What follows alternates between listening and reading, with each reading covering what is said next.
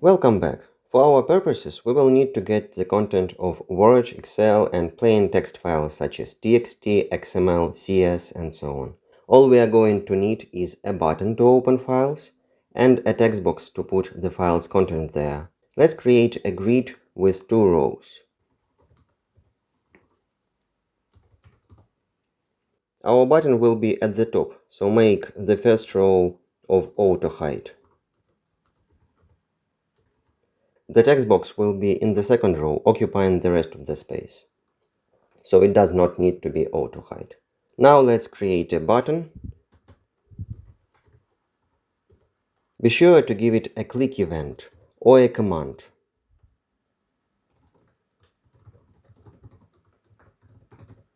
Press F12 to auto-generate it. Okay. I'll type open source file.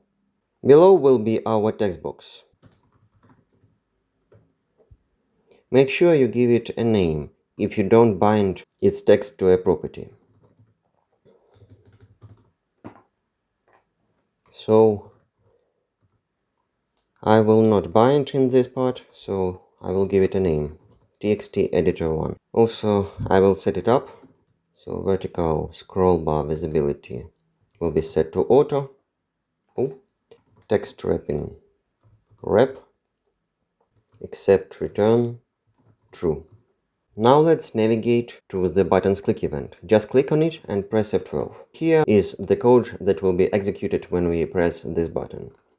So I will put it in the try catch block because there might be errors. Exception EX. Let's include it using system. Okay. And if we have an error, we will just show it in a message box.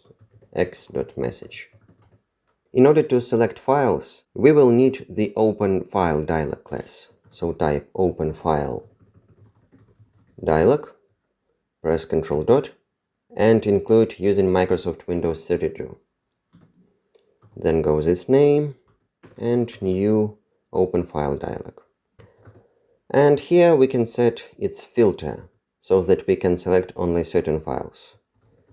So let's type filter equals all text files star.docs semicolon star.doc semicolon star.xlsx star.xls semicolon star.txt semicolon star.xml semicolon and maybe also star.cs. Alright, then you put a pipe and here is the actual filter. So this is just the text that will be displayed and this is the filter itself, and put a semicolon here. And in order to show it, we need to call its showDialog method. So open file dialog dot showDialog. Let's see if it opens up and uses this filter. Yeah, so you see it opened up and it has this filter. But if we select anything, it does not react yet. Alright, so when we press the open button, its result becomes true. So we need to check if it is true.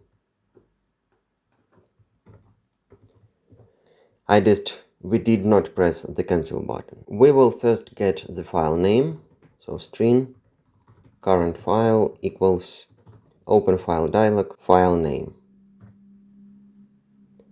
Then we will get its extension, so string extension equals path, press Ctrl dot using system IO, and get extension from the current file.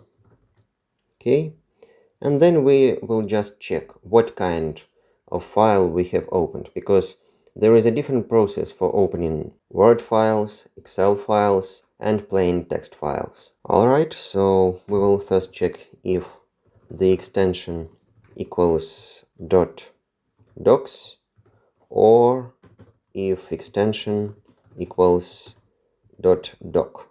If it does, we access our text editor, its text property, and set it to a method which will return the content of the selected file. So I will create it later and I will name it read docs.doc. And we will just pass the current file name. Alright, so let's now create this. So private void, let's just copy it. And it accepts string file name. Now, in order to process Word files, we will need to install a NuGet package provided by Microsoft itself, browse, and we need Microsoft Office. So we will first install Word and later Excel. And as you see, it is provided by Microsoft.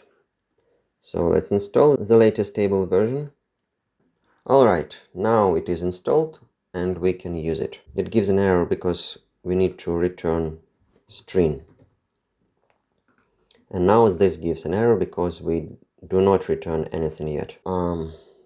Let me just put a placeholder here to remove the error. So in order to open the Word file, we actually need to create the Word application class. Type microsoft.office.interop.word, and here we will access _application.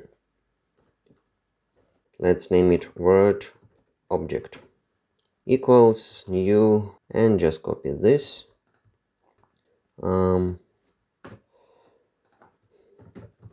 Don't ask me about this and why I removed it here. I just remember that this is the way you do it if you don't want it to stuck in your task list, because otherwise you would have to kill it manually in your task manager. When we try to open a file using this Word object, we will need to pass references. So we will need to create variables here. One for the file name, so object file equals file name. Oh yeah, and all of them are of object type. And the problem with Microsoft Office.interop is that most of its stuff is very undocumented, and you do it by trial and error. Then we will need to specify that it is read-only, so set it to true, and also if we want to add it to recent files in the Word application. And I usually don't, so I will set it to false. Then we need to open a file using this object. So again, we need to reference this, but this time we need not application, but _document. I will name it doc equals Word object dot documents dot open. And as you see, there is only one mandatory argument and a lot of optional ones, including add to recent files and read only. So first of all goes the file name as a reference. Everything is a reference. So ref file. Then we need read only and pass the read only variable, and add to recent files. We pass here add to recent files object. If you need anything more than that, then you can specify it as well, but that is usually enough for me to get the text from the document. Next, we will get the text. So doc dot content dot text. Then we will close our Word object. So we will specify if we want to save changes or not. So create another object, save changes. And I'll set it to false. And then Word object dot quit. And here save changes, pass a reference to the save changes variable. And I almost forgot that we have to return now this text. So return text. Let's run it. So first let's try to open a docs file. Yeah, this was the text that I have written there. So I am doc sample. Now let's try to open a doc file with Latin characters. Alright. Well, this is the whole text of the United Nations Convention. And now let's open a file with Cyrillic characters. Yeah. So yeah, now we can open Word files, both docs and doc. Now let's move on to Excel. So here we have covered docs and doc, then go XLSX and XLS. So else if we have XLSX and XLS, we will read Excel, and again we will only pass the current file. So here we will create another method, private string read Excel.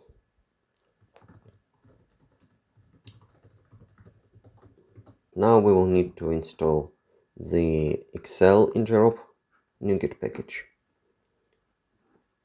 So Microsoft Office Excel. Okay, it is installed. So again, well, actually, we will reference this quite a lot for the Excel counterpart. So let's create a shortcut here using Excel equals interop.excel. Okay, so now instead of writing all of this multiple times, we will only write this one word. So here, excel.application, its name Excel app, equals new excel.application. After we have created an application, we can then create a workbook. So workbook, Excel workbook equals Excel app. And using this app, we access workbooks.open.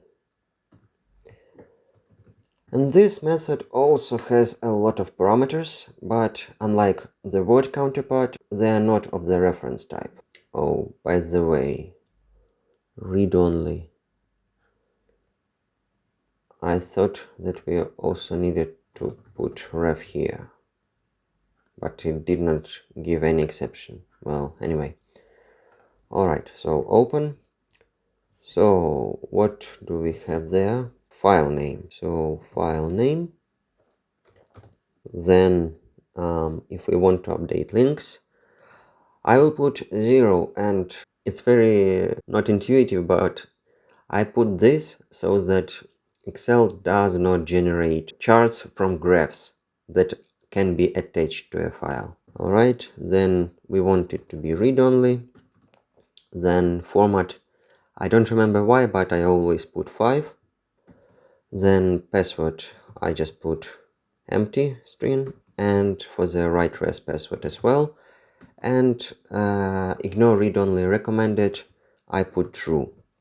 And if I remember right, this means that Excel does not show a prompt to work with the file as read-only. After ignore read-only recommended, we need to specify its origin. And here you type excel.excelplatform.excel windows, then delimiter. I usually put tab. Then I don't want it to be editable. I don't want to notify whatever that is. Converter is 0. Add to ARMU, true. Local corrupt load. I will be honest, I don't remember most of this stuff. I just do it every time. Well, actually, I simply copy it from project to project. I just figure it out once and then I reuse it. So don't worry if you don't understand a lot of things, just repeat after me. Then we will create a worksheet. So excel.worksheet, let's name it Excel worksheet equals, and we will access our workbook.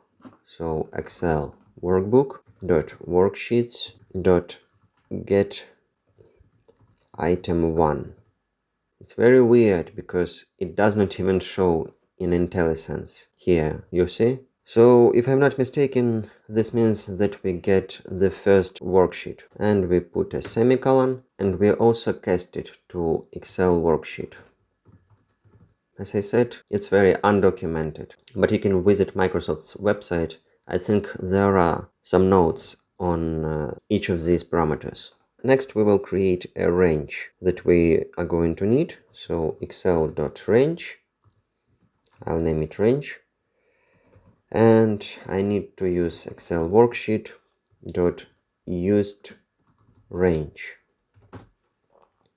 Namely, we will just get the whole document. Alternatively, we could have received just separate columns, but I want it whole.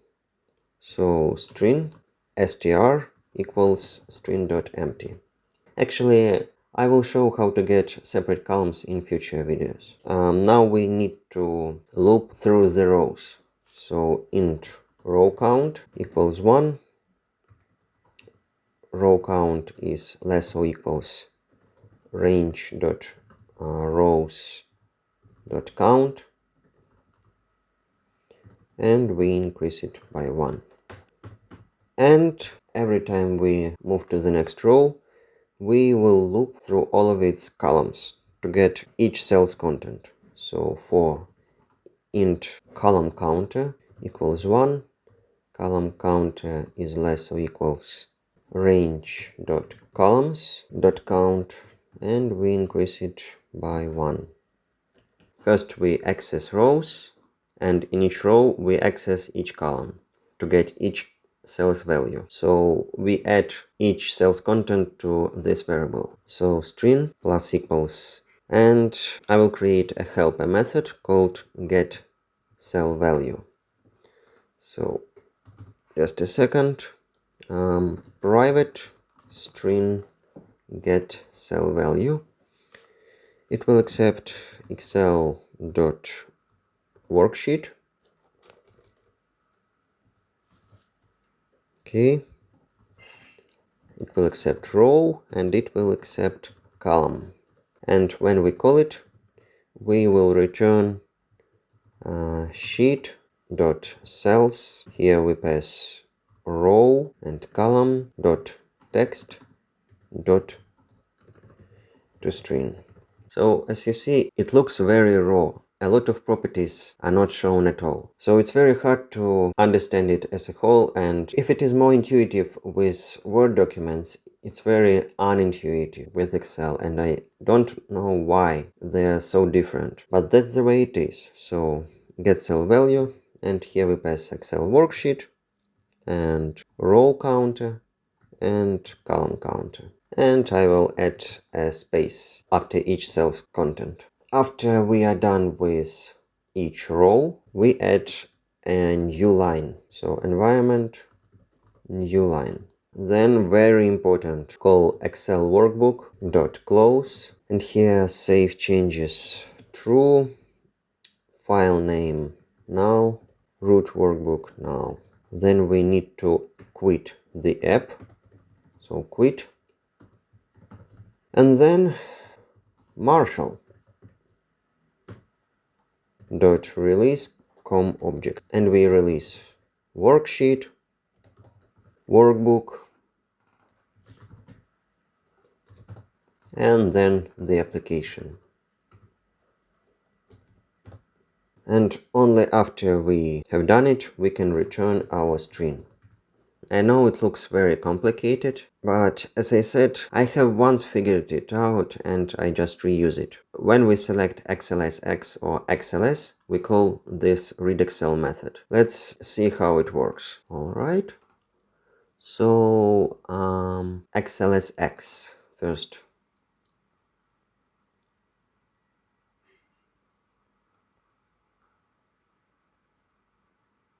Yeah, so I had all these columns and all these rows.